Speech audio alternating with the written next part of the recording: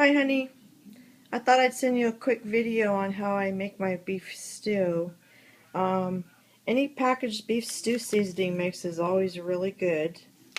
And I take my stew meat and I cut it up into bite-sized pieces, and then I use my tenderizer, and I always tenderize it really good.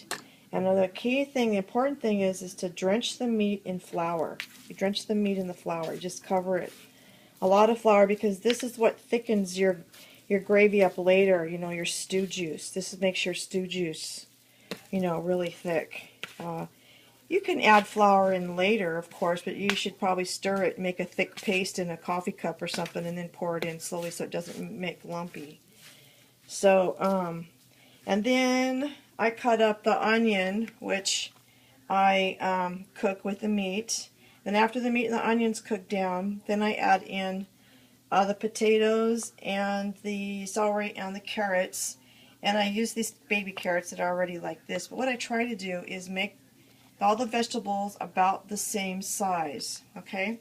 Now normally what I would do is I would cook in, this is a Dutch oven. This is a Martha Stewart Dutch oven, and this guy you can see is the white enamel inside, but it's a white enamel cast iron pot. Normally I would cook it in that, but today I'm going to cook it in my pressure cooker because it takes only about an hour.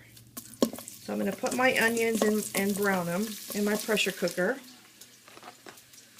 I use a whole onion. You can use as little as much as you want to. It's a personal preference. So, and use vegetable oil, okay? Use vegetable oil when you make a beef stew. Otherwise you get a funny taste. Now the reason why I use the canned vegetables in my beef stew, canned corn and canned green beans, is because they're more crisp than frozen.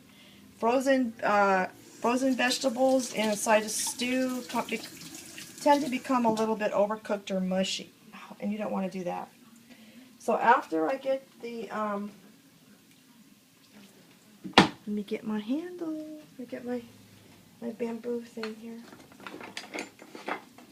So while I'm browning the onions, hello onions, and then you want to season in layers when it's cooking on the stove. Like salt and pepper. Pretty much that's all you probably want to add, salt and pepper. But those are my onions cooking up, and as those brown, and as I have a browning mode on my pressure cooker, when those brown, you want to add the stew meat with the oil in here. Can you see that? Let me see. I won't be able to take two because that's all I'm going to make one stew. But you can see the oil down there. The flour on the meat's going to absorb the oil. So once you get those onions to soften up a little bit, just to turn a little color, then you can put your, you're supposed to be watching this, aren't you? Not just looking out the window. Hi, Jacob. Hi, Jacob. It's Grandma. Hello, honey. Hope you guys are keeping warm. So then what I do is, then I'll just put the whole thing in like this, okay, into the pot or my pressure cooker with all the flour. And then I get that going, stir it up with the onions and get it mixed with the oil and let all of this brown. Then after all of this is all browned really good, okay, after that's browned, this takes longer than a pot. Then we add in our seasoning packet. Now in the back of the seasoning packet, it tells you what vegetables to get. You can add peas. You can do what you want. Instead of the water, the 3 cups of water, you can add beef broth. Sometimes I'll add beef broth, and I have it somewhere hidden. I'll find that in a minute. And then after you stir in your floured meat that's been tenderized with your onions and your oil, your vegetable oil. If you need to add more oil, do it, but don't add too much.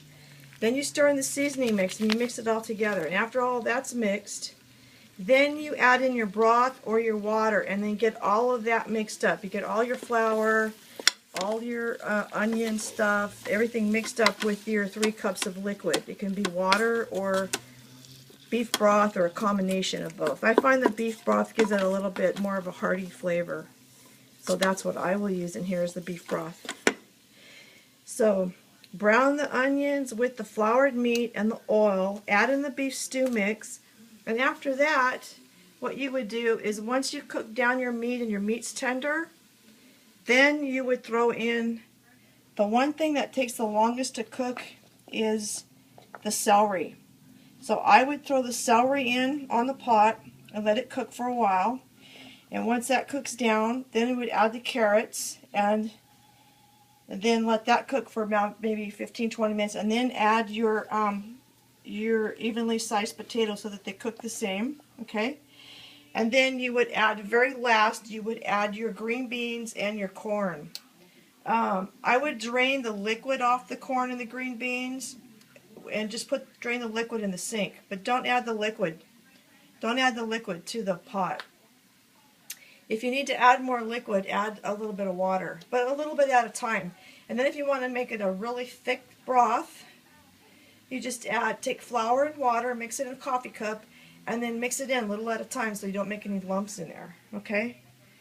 And I think that's about it. And then you just let it cook for an hour or two. It depends on how tender your meat is and how well you got that to brown. I think the package calls for it to simmer for 45 minutes, and then you add the vegetables and simmer for another hour. So on the stove, it will take about 2 hours, but then the house smells really good. And I